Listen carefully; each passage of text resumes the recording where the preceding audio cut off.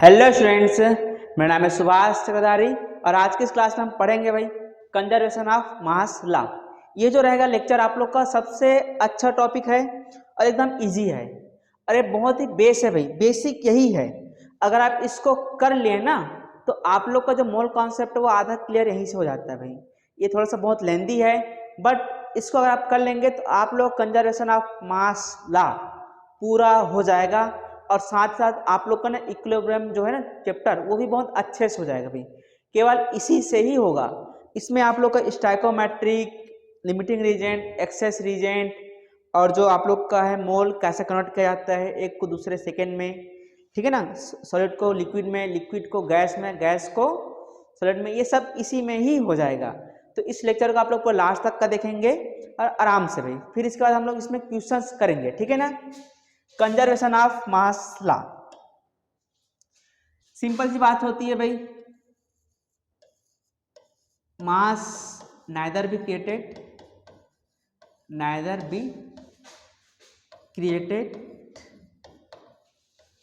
Not destroy, ठीक है ना। ये है तो मास को ना ही बनाया जा सकता है ना ही नष्ट किया जा सकता है।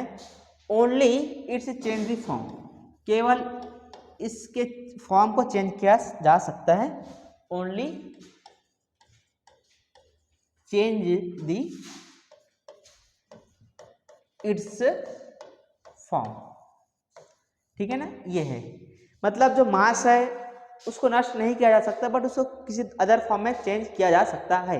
जैसे कि इलेक्ट्रिसिटी होता है वो तो कहाँ से बनता है, मास से ही तो बनता है ना, बस केवल उसके फॉर्म को ही चेंज करते हैं। क्लियर है, मास की एनर्जी में, एनर्जी को मास में कन्वर्ट कर सकते हैं। क्लियर है ना, ये है। साथ ही साथ अगर आप ध्यान देंगे, एक मैं रिएक्शन लिख रहा हूं, N2 प्लस 3H2 से क्या बन रहा है आप लोग का 2NH3,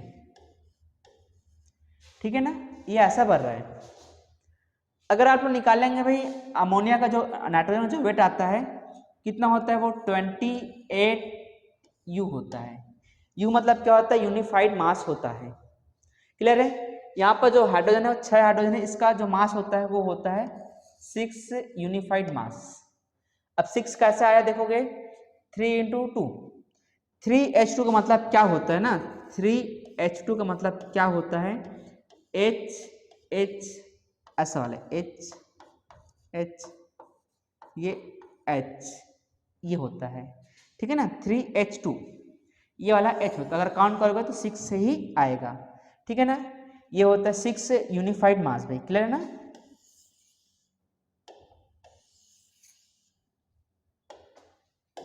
देखिए इधर आप लोग काउंट करो भाई NH3 का कितना आएगा मॉलिक्यूलर मास, तो NH3 का होता है भाई 17 होता है, हमारे पास 2 है तो कितना हो जाएगा 2 इंटू 17 यूनिफाइड मास हो जाएगा।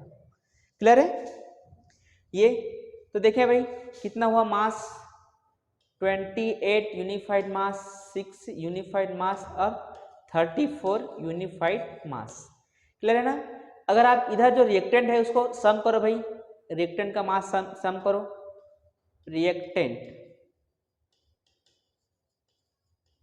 मास को सम करो कितना आएगा, 28 प्लस 6 कितना आएगा 34 यूनिफाइड मास आएगा। क्लियर है। यहाँ पर जो प्रोडक्ट है उसका मास देखो भाई, प्रोडक्ट मास जो देखो कितना आएगा, वो आएगा 34 यूनिफाइड मास आएगा। तो यहाँ पास हो क्या रहा है भाई, जो रिएक्टेंट का मास है और जो प्रोडक्ट का मास है दोनों क्या है, इक्वल है। क्लियर है। तो इसी को बोला जाता है क्या, कंजर्वेशन ऑफ मास लॉ, ठीक है ना। ये होता है। क्लियर है, रफ कर दिया जाए। हाँ और ध्यान देना भाई यहाँ पास कौन सा मास है, यहाँ पास मास कौन सा है देखो, मास दो टाइप का होता है ना भाई, मास दो टाइप का होता है, ठीक है।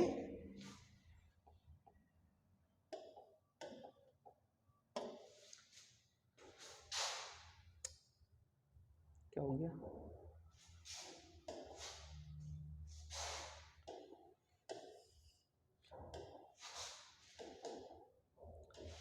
मास जो होता है वो दो टाइप का होता है भाई, ठीक है ना। एक जो मास होता है वो होता है ग्राम वाला, और एक होता है यूनिफाइड मास भाई। तो यहाँ पर जो मास कंजर्व हुआ है ना, वो कौन सा मास कंजर्व हुआ है? यूनिफाइड मास। ये वाला मास कंजर्व हुआ ही नहीं है भाई। बहुत सारे बच्चे बहुत कन्फ्यूजन होता है कि वो कंजर्व मास करते हैं, इधर का मास को ऐड करते हैं फिर उधर के मास को ऐड करके देखते हैं भाई। तो ऐसा वाला मास नहीं भाई, वो उस टाइप वाला मास नहीं है, ये यूनिफाइड मास। ये ऑलवेज और ऑलवेज क्या होता है? कंजर्व होता है, ठीक है ना। बात करेंगे, ठीक है। इस मास से करो थोड़ा सा आप लोग फंस सकते हैं भाई, ठीक है। आगे चला जाए, चलिए।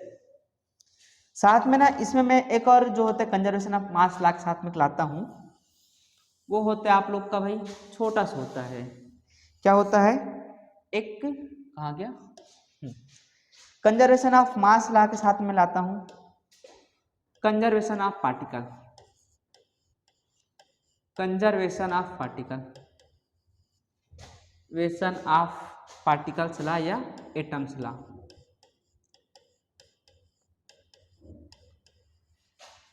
लॉ और एटम लॉ,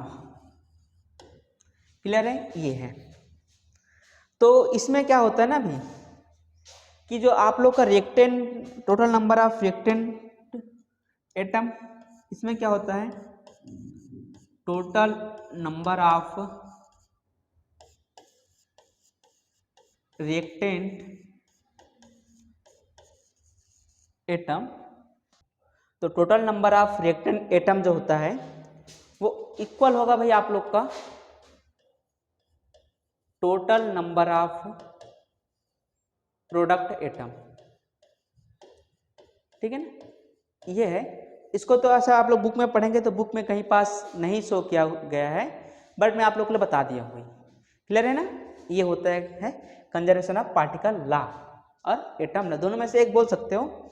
अगर आप लोग काउंट करोगे इसमें, ठीक है ना, ये जो रिएक्शन लिखा हूँ इसमें अगर देखेंगे तो ये है भाई आप लोग का N2 + 3H2 से क्या बन रहा है बताएं? 2NH3 बन रहा है, ठीक है ना। क्या बन रहा है? 2NH3 बन रहा है, ठीक है ना।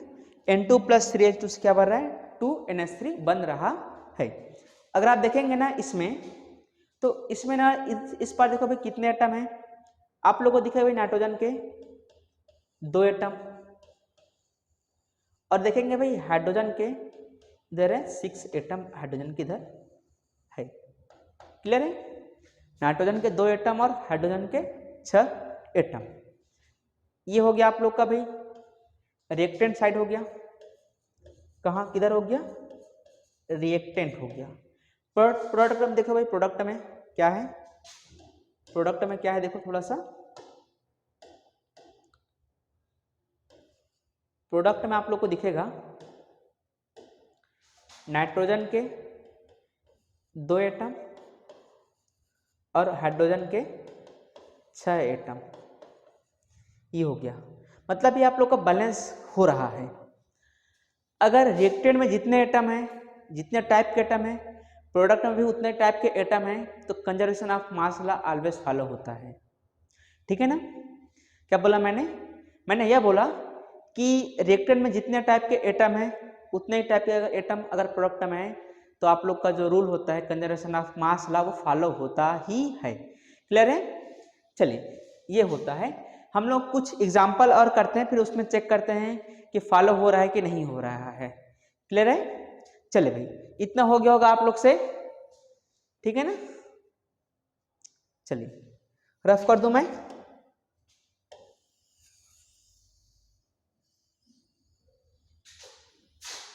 चलिए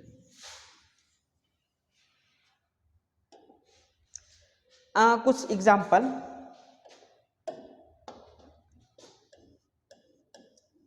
सम एग्जाम्पल्स, ठीक है ना। इसमें आते हैं, देखेंगे ना आप लोग सब कुछ एग्जाम्पल्स में। तो पहला एग्जाम्पल है जो आप लोग के बुक में दिया गया है CH4, एनसीईआरटी बुक में तो फेमस क्वेश्चन है, CH4 + 2O2 से बनता है CO2 + 2H2O, क्लियर है? ये है, फॉलो हो रहा है भाई। कार्बन का जो मास होता है वो होता है 16 AMU होता है। ऑक्सीजन O2 है, मतलब 4 ऑक्सीजन है, एक का 16 होता है, 4 का कितना होगा 64। 64 क्या होगा, यूनिफाइड मास होगा भाई, ठीक है ना भाई, कितना होगा 64 यूनिफाइड मास। दोनों को सम करोगे 80 होगा। क्लियर है? इस पार भाई देखो, इस पार जो होगा आप लोग का CO2 का 44 होता है यूनिफाइड मास, और H2O का होता है 36 यूनिफाइड मास। दोनों को सम करोगे तो भी कितना आएगा 80 यूनिफाइड मास आएगा, ठीक है ना। मतलब यहाँ पास conservation of mass law follow हो रहा है। क्या यहाँ पास conservation of atom law follow हो रहा है क्या, देखते हैं। अगर आप इधर देखेंगे ना, कार्बन कितने बताओ, कार्बन इधर 1 है। हाइड्रोजन कितने बताएं, हाइड्रोजन 4 है। ऑक्सीजन कितने इधर बताएं, ऑक्सीजन भी 4 है। क्लियर है? ये हो गया आप लोग का रिएक्टेंट साइड हो गया। अब आप चलो भाई प्रोडक्ट साइड में चलो देखो और क्या हो रहा है, ठीक है ना भाई। देखेंगे भाई कार्बन भी यहाँ पास कितना है, 1 है। ऑक्सीजन की देखो भाई कितना है, ऑक्सीजन नहीं हाइड्रोजन लेते हैं, हाइड्रोजन भी यहाँ पास 4 है, ऑक्सीजन भी क्या है 4 है। मतलब यहाँ पास लॉ फॉलो हो रहा है। तो आप लोग को सिंपल सी बात है, कंजर्वेशन ऑफ मास लॉ में नहीं जाना है। अगर आप लोग को इजी वे में ट्राई करना है क्या ये सही है कि नहीं है, तो सिंपल सी बात है, इधर जितने टाइप के एटम है रिएक्टेंट में, उतने ही टाइप के एटम अगर आप लोग को प्रोडक्ट में देखने को मिलता है तो वो लॉ आप लोग को क्या होता है, एप्लीकेबल होता है या फॉलो करता है। सिंपल सी बात यही था। चलिए कुछ और एग्जाम्पल लिया जाए। चलिए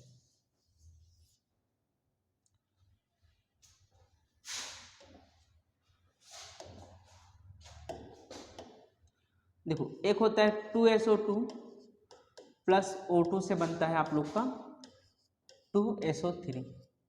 ये भी जो ला है ना, ये जो लिखा हूँ बैलेंस इक्वेशन, ये आप लोग का इक्विलिब्रियम का फेवरेट क्वेश्चन होता है भाई, इक्विलिब्रियम का फेवरेट क्वेश्चन है। अगर आप लोग को समझना है इक्विलिब्रियम को, ये क्वेश्चन एक अमोनिया वाला समझ जाओ, आप लोग का इक्विलिब्रियम ऐसे हो जाएगा। यही दोनों तो बेसिक है, क्योंकि इसमें ना कोफिशिएंट का खेल रहता है भाई, और कोफिशिएंट ही हम लोग को आगे बढ़ने को देता है, ठीक है। कोफिशिएंट का ही खेल है, सबसे अच्छा एग्जाम्पल इससे ज़्यादा हो ही नहीं सकता, ठीक है। देखो भाई, अगर आप देखेंगे ना इधर ऑक्सीजन कितने हैं भाई, यहाँ पास 2 है, 2 2 4, यहाँ पास 4 है, मतलब कितने बताओ इधर 6 है। सल्फर कितने बताओ, केवल 2 ही है, ठीक है ना, सल्फर 2 ही है।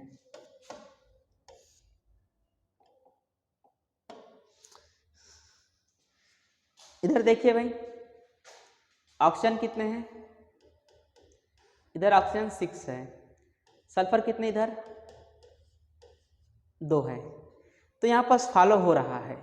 अगर ये फॉलो हो रहा है आप लोग का कंजर्वेशन ऑफ एटम लॉ, तो definitely conservation of mass law भी क्या होगा, फॉलो होगा। क्लियर है? हाँ, चलिए चेक कर दिया जाए, लास्ट एग्जांपल है करके। चलिए भाई लास्ट एग्जांपल है, चेक कर देता हूँ मैं क्या conservation of mass law follow हो रहा है कि नहीं हो रहा है। तो O2 का होता है भाई 32 यूनिफाइड मास होता है, प्लस SO2 का जो होता है, SO2 का निकाला जाए, सल्फर का होता है 32, ऑक्सीजन का भी होता है 16 × 2, 32 + 32 = 64 होता है। मतलब एक सल्फर को होता है 64, एक SO2 को होता है 64, हमारे पास 2 है, 2 से मल्टीप्लाई कर देना है, कितना आएगा बताओ भाई, 128 + 32 यूनिफाइड मास होगा, 6160 यूनिफाइड मास होगा। तो ये हो गया भाई रिएक्टेंट का। आप लोग चेक करें प्रोडक्ट क्या हो रहा है कि नहीं हो रहा है।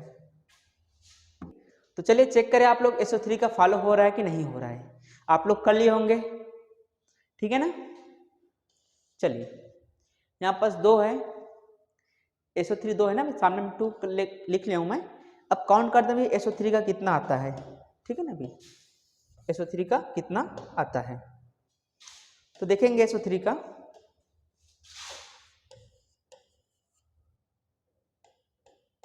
तो SO3 जो होता है आप लोग का, सल्फर को होता है भाई 32, 3 ऑक्सीजन है भाई 3 इंटू 60, तो 32 प्लस 48 80 हो रहा है, क्लियर है ना, 80 हो रहा है, ये रहा, मल्टीप्लाई करो भाई कितना होगा, ये आप लोग का आएगा 160 यूनिफाइड मास।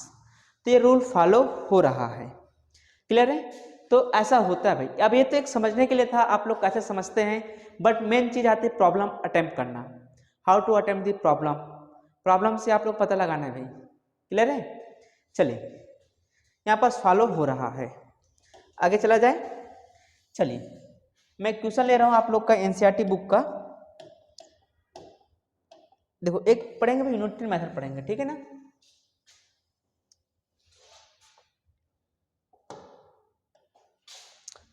देखिए हम लोग बात करते भाई, एक मेथड होता है जिसको हम लोग, अरे क्या हो गया, conservation of mass law rough हो गया क्या,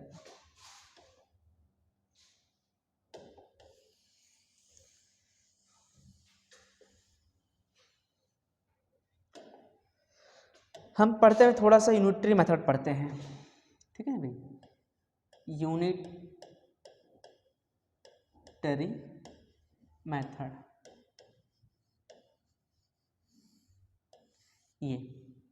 ये जो मेथड है सबसे बेसिक है, अरे आप लोग का 6-7 की बुक में जाएंगे देखेंगे ये बनेगा, ठीक है ना।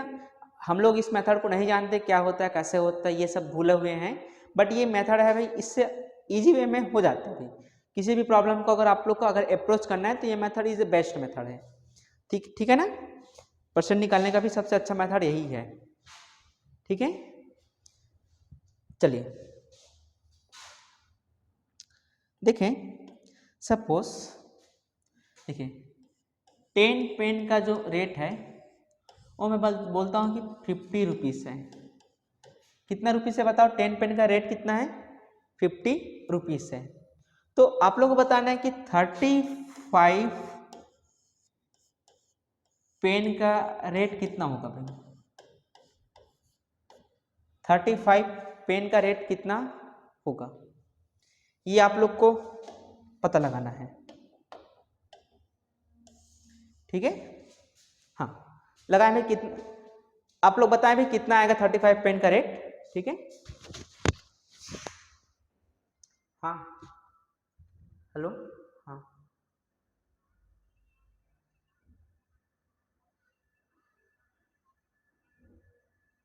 हाँ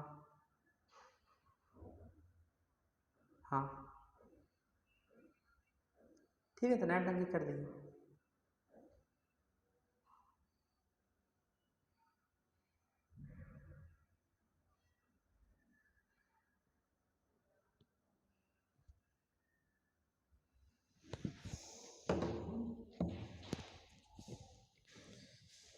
बताएं भाई कितना आंसर आएगा आप लोग का, ठीक है ना। थोड़ा सा माइक के लगा देता हूँ मैं। चलिए तो अपने को लगाना है भाई, यूनिटरी मेथड यूज करना है, क्लियर है। कौन सा मेथड यूज करना है अपने को, यूनिटरी मेथड यूज करना है, क्लियर है। चलिए तो देखिए भाई 10 पेन का जो रेट है वो 50 रुपीज़ है, तो एक पेन का निकालना भी कितना रेट आएगा, तो उसके लिए करना क्या है ना आप लोग को, इसको मैं रफ कर देता हूँ, मेरे को पता है 35 का निकालना है, ठीक है ना। तो इस 10 को मैं ऐसा लिख सकता हूँ, क्या बताओ, 10 इंटू 1 पेन, हाँ अरे क्या हो जाएगा बताओ, 50 रुपीज़, ठीक है। तो इस 10 को ना मैं इधर ले जाता हूँ भाई, तो यहाँ पास क्या बचेगा बताओ, 1 पेन बचेगा, अरे कितना है बताओ, 50 रुपीज़ अपान क्या हो जाएगा 10। अब यहाँ पर देखोगे भाई, यहाँ पास आया एक पेन का, और इधर कट करोगे तो कितना आएगा ये 5 रुपीज़। मतलब एक पेन का जो रेट है वो कितना रुपीज़ है बताएं, 5 रुपीज़ है, एक पेन का 5 रुपीज़ है, क्लियर है। तो मेरे को निकालना भी कितने पेनों को निकालना है, 35 पेन का निकालना है। तो इधर मैं अगर 35 का मल्टीप्लाई करता हूँ 1 पेन से, तो इस साइड भी क्या करना पड़ेगा बताएं भाई, 35 इंटू 5 से मल्टीप्लाई करना पड़ेगा, कितना आएगा बताएं, 245 आएगा,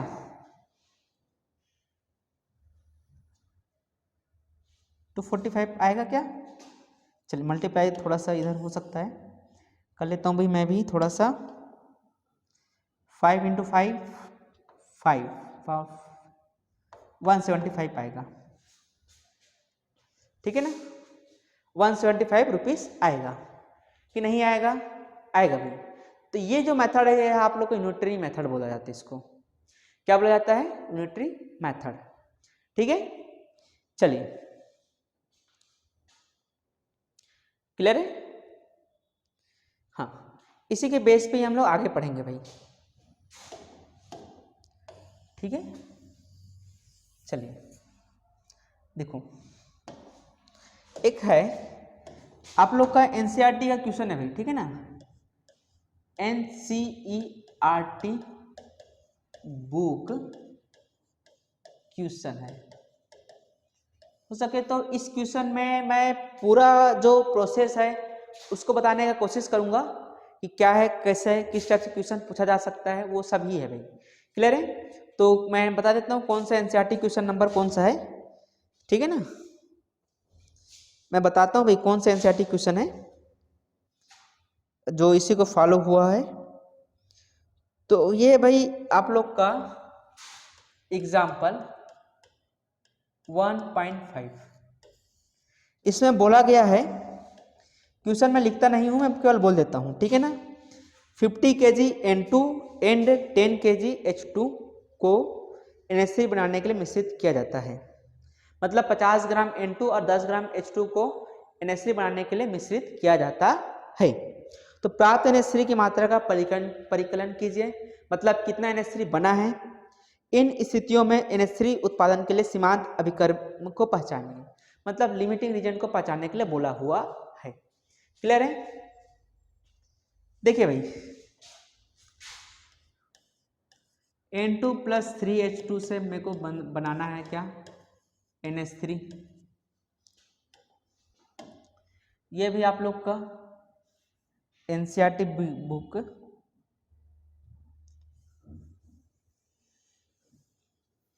ठीक है ना, थोड़ा सा हाईलाइट कर लेता हूं मैं।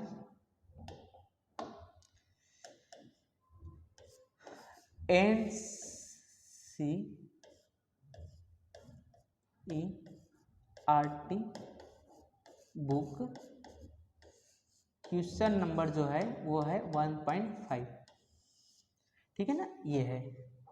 क्लियर है? तो मेरे को दिया है भाई, इसको दिया है 50, चलो जो दिया है ना उसको मैं गिवन दैट, इधर लिख देता हूँ भाई। N2 को दिया है भाई 50 kg, H2 को दिया है भाई 10 kg। मेरे को निकालना क्या है? मेरे को यह निकालना है जो NH3 बन रहा है वो कितना NH3 बन रहा है, ये मेरे को निकालना है, ठीक है।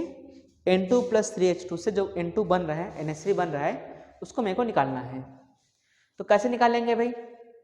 50 किलो 10 किलो, मतलब इधर हुआ 60 किलो, तो इधर भी कितना आएगा? 60 किलो NH3 बनेगा। ऐसा नहीं भाई, वो गलत है, ठीक है ना। कंजर्वेशन ऑफ मास ला जो होता है ना, केवल लागू होता है आप लोग का एटॉमिक मास में, इस टाइप के में लागू नहीं होता भाई, ठीक है ना, इसमें लागू नहीं होता है। क्लियर है? चलिए, तो सबसे पहले आप लोग ना पहचान करना पड़ेगा भाई लिमिटिंग रीजन का। First of all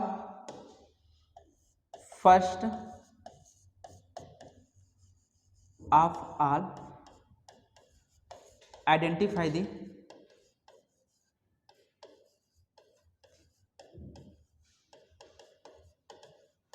limiting reason,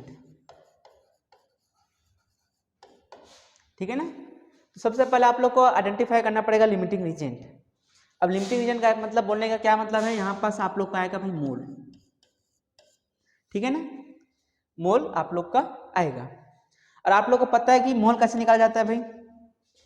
मोल का जो फार्मूला होता है वो होता है W/mW होता है। क्लियर है? और ये W किस में रहता है बताओ आप लोग का? ये रहता है ग्राम में। तो मैं निकालूंगा भाई लिमिटिंग रीजन फॉर N2, ठीक है ना भाई, लिमिटिंग रीजन फॉर N2, तो अगर आप देखेंगे ना भाई N2 जो है उसका वेट दिया भाई 50 kg दिया हूँ। 50 kg मतलब 50 × 10⁻³ ग्राम आएगा। मॉलिक्यूलर वेट होता है N2 का, वो होता है भाई 28 होता है, ठीक है। और जो होता है भाई लिमिटिंग रीजन फॉर H2 के लिए मैं निकाल लूँ, मैं यहाँ पर मान रहा हूँ भाई कि लिमिटिंग रीजन मेरा N2 है और लिमिटिंग रीजन मेरा H2 है। अभी मैं श्योर नहीं हूँ भाई कौन सा मेरा लिमिटिंग रीजन है, मैं तो अभी निकाल रहा हूँ। तो जो है आप लोग का H2 वो दिया गया है आप लोग का 10 kg। 10 kg मतलब 10 × 10⁻³ ग्राम होगा और ये होगा भाई 6 होगा, ठीक है ना। ये हुआ मोल। इसको डिवाइड किया जाए, डिवाइड करने पे कितना आएगा देखें, 1/6 है, 5/28। मैं मोबाइल यूज कर लूँ क्या थोड़ा सा, चलिए मैं मोबाइल यूज कर लेता हूँ।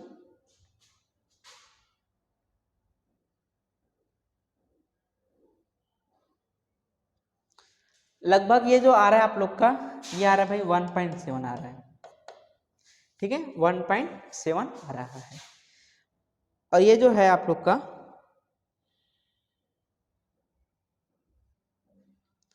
ये जो आ रहा है आप लोग का H2 वो आ रहा है 1.6 आ रहा है। मतलब अब मैं सो श्योर हूं भाई कि लिमिटिंग रीजन मेरा ये हुआ, मेरा जो लिमिटिंग रीजन है वो H2 हुआ। क्लियर है, लिमिटिंग रीजन इज H2, ठीक है। समझ में आया आप लोग को, लिमिटिंग रीजन क्या निकल गया मेरा H2। तो सबसे पहले आप लोगों को फाइंड आउट करना भी लिमिटिंग रीजन कौन सा है, ठीक है ना, ये इंपॉर्टेंस है। रफ कर दूं मैं, आगे चलूं, चलिए। अब मेरे को मिल गया अभी लिमिटिंग रीजन, अब देखना कैसे होता है, ठीक है ना। देखो तो अब मेरे को निकालना है NH3 ना, लिमिटिंग रीजन अगर मेरा पता चल गया है तो मेरे हिसाब से इसका कोई यूज होगा ही नहीं, यूज होगा ही नहीं होगा। इसको हम लोग डिटेल में डिस्कशन करेंगे नेक्स्ट वीडियो में, कैसे होता है, क्या इसका यूज है कि नहीं है, अभी इसी को समझो, ठीक है। चलिए, तो अगर आप देखेंगे ना, ये जो होता है इसका मॉलिक्यूलर वेट जो होता है ना, अभी इसका स्टेप होता है, पहला स्टेप होता है मॉलिक्यूलर वेट, इसका आएगा भाई 6 आएगा, कितना आएगा इसका बताएं, 6 आएगा। इसका कितना आएगा, इसका आएगा 34, ठीक है ना। मतलब 6 से 34 बन रहा है, 6 से कितना बन रहा है, 34 बन रहा है। क्लियर है, 6 से 34 बन रहा है, इतना समझ में आया। तो हम लोग यूज करेंगे भाई यूनिटरी मेथड।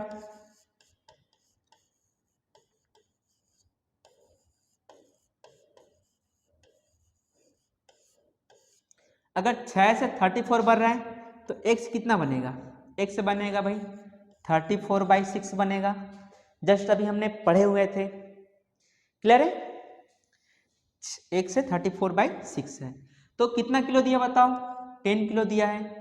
अब किलो में दिया है तो किलो रखना पड़ेगा भाई, ठीक है ना भैया, ग्राम में भी ले सकते हो बट किलो में दिया है तो किलो भी रख सकते हो, ठीक है ना। इसका मतलब ये हुआ कि इधर आप लोग को 10 का मल्टीप्लाई करना पड़ेगा भाई 10 kg का, 10 kg इंटू 1। सेम केस इधर भी कितना करना पड़ेगा आप लोग को, 10 का मल्टीप्लाई करना पड़ेगा भाई 10 kg इंटू 34/6 का आंसर हो जाएगा। क्लियर है, ये आएगा 5, ये आएगा 3, 34 इंटू 5/3 कितना आएगा भाई, देखो कैलकुलेट तो करिए आप लोग, ठीक है, कैलकुलेट करिए। 34 into 5 equal two divided by 3, ये आएगा भाई आप लोग का 56.6 kg आएगा। मतलब 10 kg H2 से आप लोग को 56.6 kg NH3 बन रहा है। अब देखो मैंने यहाँ N2 यूज नहीं किया हूँ, क्यों यूज नहीं किया N2, तो इसको जो है हम लोग नेक्स्ट वीडियो में डिस्कस करेंगे, क्योंकि ये जो वीडियो है थोड़ा सा लंबा हो जाएगा और अपने को अच्छे से और समझना है।